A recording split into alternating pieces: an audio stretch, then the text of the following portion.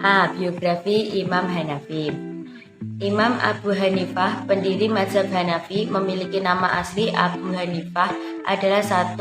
An-Naumah bin Sabit bin Zuaidah. Dalam riwayat yang lain disebut An-Naumah bin Sabit bin Al-Marzabah. Imam Abu Hanifah lahir di Kufah, salah satu kota besar di Irak pada tahun 80 Hijriah atau 659 Masehi, dan meninggal dunia di Baghdad pada tahun 1500 Hijriah atau 760 Masehi pada usia 70 tahun. Ayah beliau keturunan dari bangsa Persia, tetapi sebelum beliau dilahirkan, ayah beliau sudah pindah ke Kufah. Meski beliau bukan asal dari suku Quraisy, tetapi kelak ia diberi gelar Imam Agung dan dikenal dengan Imam kaum muslimin. Inilah salah satu keistimewaan besar dari agama Islam yang sama sekali tidak pernah membeda-bedakan warna kulit, suku, atau antar bangsa atau dengan yang lainnya. Dalam pandangan Islam, manusia di muka bumi adalah sama dan sederajat, tidak ubahnya seperti jerit sisir. Tidak ada keutamaan bagi bangsa Arab dan bangsa lain kecuali dengan ketakwaan. Imam Abu Hanifah adalah ulama mujtahid dalam bidang fikih dan salah seorang di antara imam mazhab yang 4 terkenal, yaitu mazhab Maliki, Syafi'i, Hambali, dan Hanafi. Abu Hanifah lahir di masa kekuasaan Khalifah keempat Bani Umayyah, Abdul Malik bin Marwan, dan selama hidupnya beliau mengalami 2 kekhalifahan, yaitu Daulah Bani Umayyah dan Daulah Bani Abbasiyah. Pada sejarawan Islam berbeda pendapat kepada beliau lebih dikenal dengan nama Abu Hanifah. Pendapat pertama mengatakan karena beliau memiliki anak yang bernama Hanifah, sehingga beliau masyhur dipanggil Abu Hanifah atau ayahnya Hanifah. Pendapat kedua menyebut bahwa nama Abu Hanifah diambil dari kata Hanif, yang artinya orang yang lurus dan soleh. Hal ini dikarenakan An-Naumah bin Sabit dikenal seorang yang soleh dan lagi bertakwa, sehingga masyarakat menjulukinya dengan Abu Hanifah. Pendapat ketiga merujuk kepada latar belakang keluarga beliau yang berasal dari Persia. Dalam bahasa Persia, Hanifah berarti tinta, sehingga Imam Abu Hanifah dapat diartikan sebagai orang yang selalu dekat dengan tinta. Hal ini karena beliau banyak menulis dan mengajar banyak murid. Abu Hanifah tumbuh dan dibesarkan di kota Kufah. Di kota inilah ia mulai belajar dan menimba banyak ilmu. Ia pernah melakukan perjalanan di Basrah, Mekah, dan Madinah dalam rangka mengembangkan wawasan dan memperluas ilmu pengetahuan. Memulai belajar sebagaimana kebiasaan orang-orang soleh lainnya, Abu Hanifah juga telah menghafal Al-Quran sedari kecil. Pada masa remaja, ia mulai menekuni dan mendalami ilmu-ilmu agama dari para ulama terkemuka di kota Kufah. Ia sempat berjumpa dengan 9 atau 10 orang sahabat Rasulullah SAW seperti Anas bin Malik, Saleh bin Said, Jabir bin Abdullah, dan sebagainya.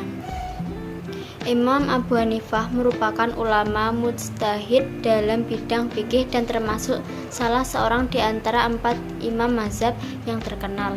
Ijtihad dan buah pemikirannya tentang hukum-hukum keagamaan diakui serta diikuti oleh banyak orang yang kelak dikenal dengan sebutan mazhab Hanafi. Kendati populer di kalangan umat Islam, ia tetap menjaga sikap wara dan bahkan menolak tawaran jabatan bergengsi sebagai hakim. Menurutnya, fikih tidak boleh berada di bawah tekanan penguasa dengan menghindari ikatan-ikatan kedudukan rezim penguasa.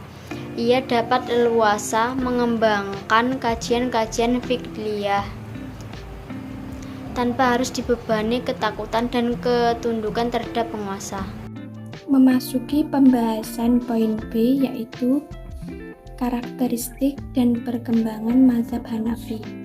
Mazhab Hanafi didirikan oleh Imam Abu Hanafi dan menjadi sebab salah satu mazhab fikih dalam Islam Sunni.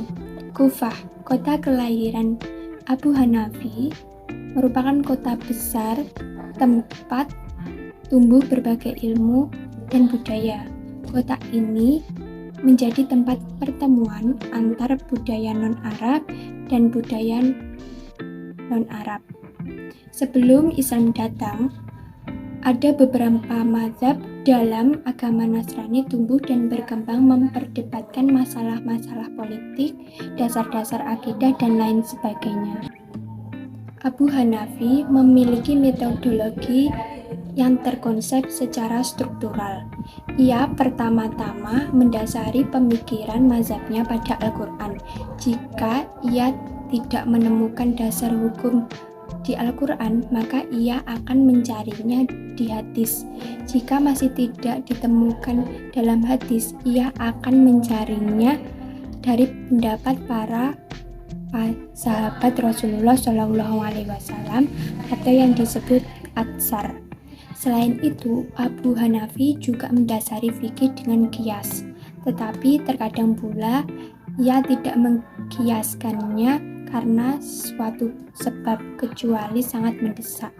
Abu Hanafi juga mendasari fikih dengan kaidah-kaidah umum yang disebut istihsan.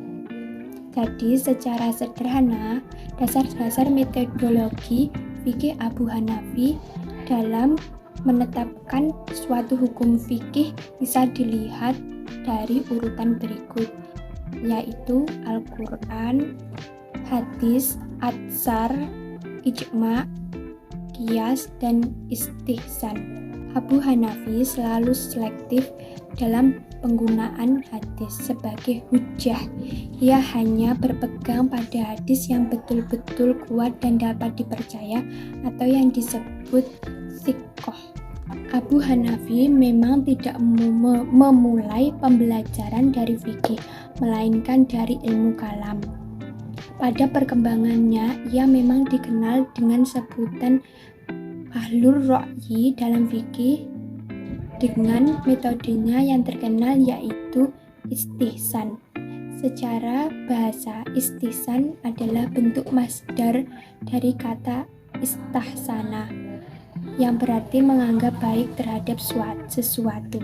Sedangkan menurut istilah, istihsan adalah beralih dari penggunaan sebuah dalil dan qiyas jali ke qiyas kafi, atau dari penggunaan suatu qiyas yang lebih kuat daripadanya.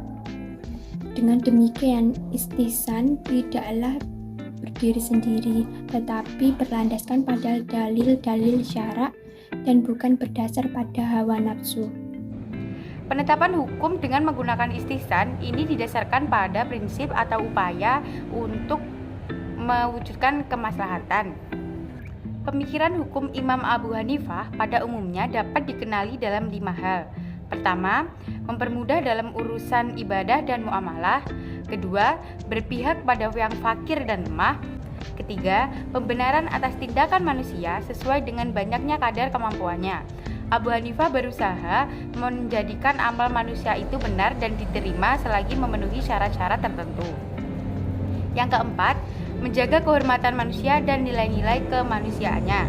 Yang kelima, kendali pemerintah di tangan imam atau penguasa.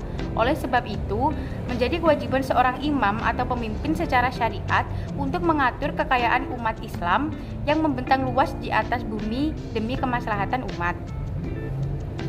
Abu Hanifah tidak menuliskan pemikiran-pemikirannya dalam kitab khusus, tetapi dituliskan oleh murid-muridnya. Abu Yusuf adalah yang pertama kali menulis kitab Abu Hanifah. Abu Yusuf diangkat menjadi hakim di Baghdad dan kemudian menjadi hakim tinggi pada masa Khalifah Harun ar-Rasyid. Tokoh lain yang berperan dalam pengembangan mazhab Hanafi adalah Muhammad ibnu Hasan Asy-Syaibani, atau tokoh yang dikagumi oleh Imam Syafi'i. Ia menulis banyak buku terkait mazhab Hanafi dan menjadi pegangan utama para penganut mazhab ini, antara lain Al-Jami'ul Kabir, Al-Jami'us Shaghir, Al-Mabsut As-Sijarul Kabir, As-Sijarus Shaghir, dan Az-Zijadat. Mazhab Hanafi terus berkembang dengan peran aktif para generasi selanjutnya. Mazhab Hanafi sangat berkembang di Mesir selama 2 periode dinasti Abbasiyah.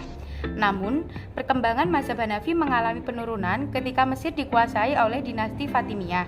Pada saat itu, Mesir didominasi oleh mazhab Maliki. Akan tetapi, setelah dinasti Umayyah memerintah Mesir, jabatan hakim dikuasai kembali oleh penganut mazhab Hanafi. Mazhab ini menjadi mazhab para pejabat negara dan para elit penguasa. Mazhab Hanafi juga terkenal sebagai mazhab yang paling terbuka menyambut ide-ide modern.